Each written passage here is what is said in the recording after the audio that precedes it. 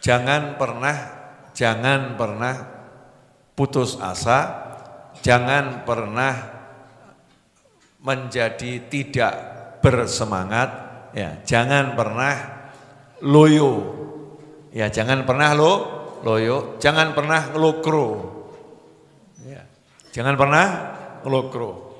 Jadi orang manusia itu harus full power, ya, full power, semangat yang tinggi. Untuk apa? Meraih apapun yang pengen diraih. Ya, meraih apapun yang pengen diraih, semangat yang tinggi. Semangat yang tinggi itu bagaimana? Maksudnya semangat yang tinggi karena kita punya Allah Subhanahu wa taala. Kita punya Allah. Contoh misalnya punya dosa. Semangatnya meraih apa? Ampunan. Kalau punya dosa semangatnya meraih ampunan. Sama ampunan butuh atau enggak? Butuh. Sementara Allahnya suka mengampuni atau enggak suka mengampuni?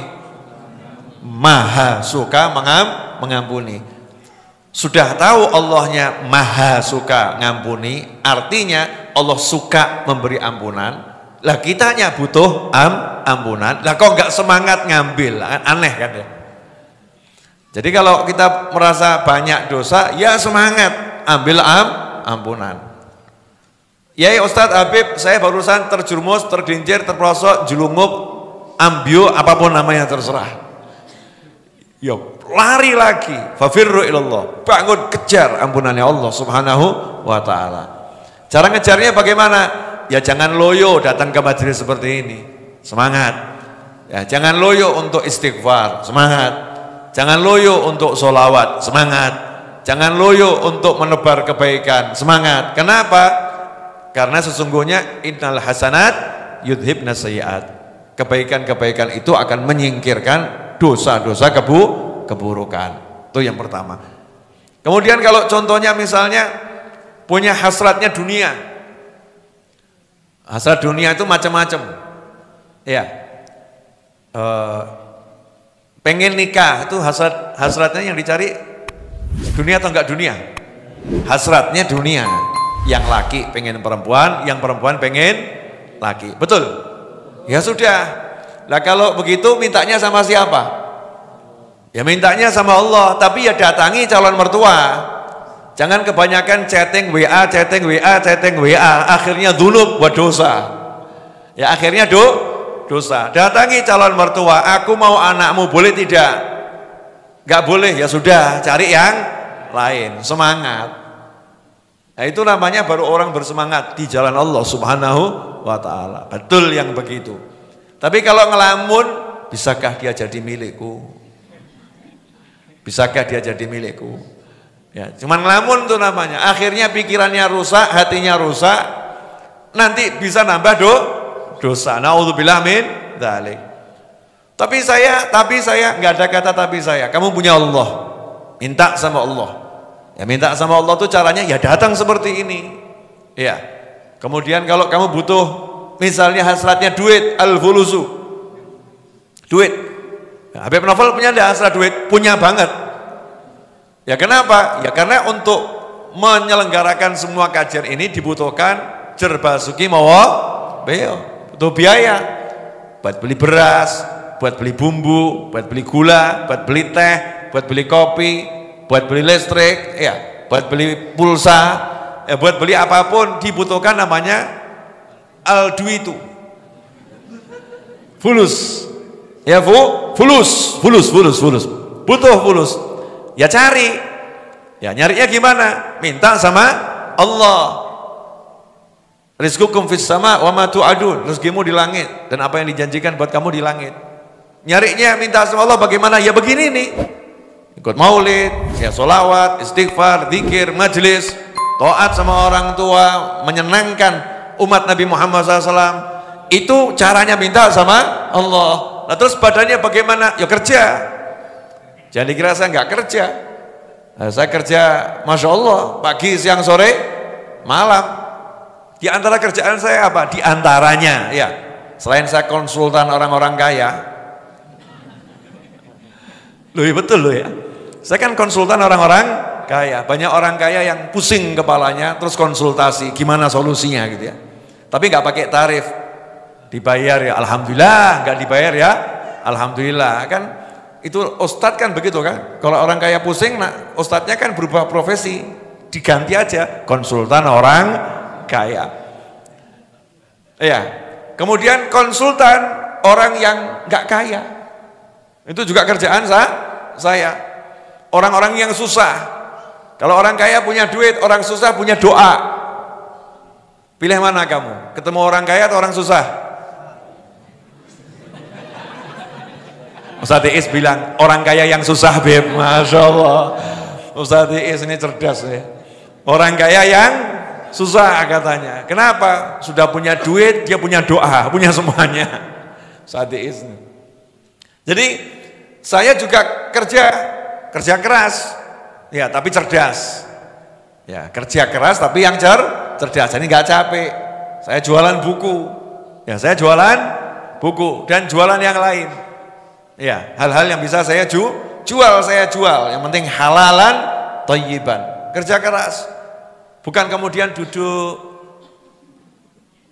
Siapa yang bakal ngutangi saya ya? Masa hidupnya cuma duduk mikir sengi so ngutangi sapa? Tuh burung tuh, lihat. Dia tidak nunggu siapa yang ngasih makan saya. Dia keluar cari makanan, keliling. Ini yang pagi kesini kan dapat kopi, betul ya? Atau wedang jahe atau apa itu. Nanti ya dapat nasi goreng insya Allah ya. Dapat karena mau keluar usaha. Jangan kalah sama burung, semangat gitu. Keluar, cari duit. Sebisa yang bisa dilakukan. Itu cuman pantes-pantesannya jadi manusia. Tapi yang ngasih rezeki adalah Allah Subhanahu wa ta'ala. Semangat. Pengen punya ilmu. Saya pengen alim, saya pengen punya ilmu. Semangat, yang ngasih ilmu siapa? Allah. Jangan bilang saya udah tua. Saya udah pikun-pikunan, suka lupa, masa cari ilmu. Yang ngasih ilmu Allah ta'ala. Minta sama Allah. Rabbi zidni ilma. Beri aku tambahan ilmu. Terus dia belajar. Semangat belajarnya. Gak masuk-masuk gak apa-apa. Karena Allah melihat semangatmu, bukan kemampuanmu. Allah melihat semangatmu, bukan kemampuanmu. Kalau semangatnya sungguh-sungguh, sama Allah dikasih. Ya sama Allah dikasih. Seperti dan bahkan lebih dari yang dia inginkan. Kalau punya hasratnya sehat, ya minta sama Allah. Ya Allah beri aku kesehatan, minta terus. Dengan baca sholawat tibil qulub.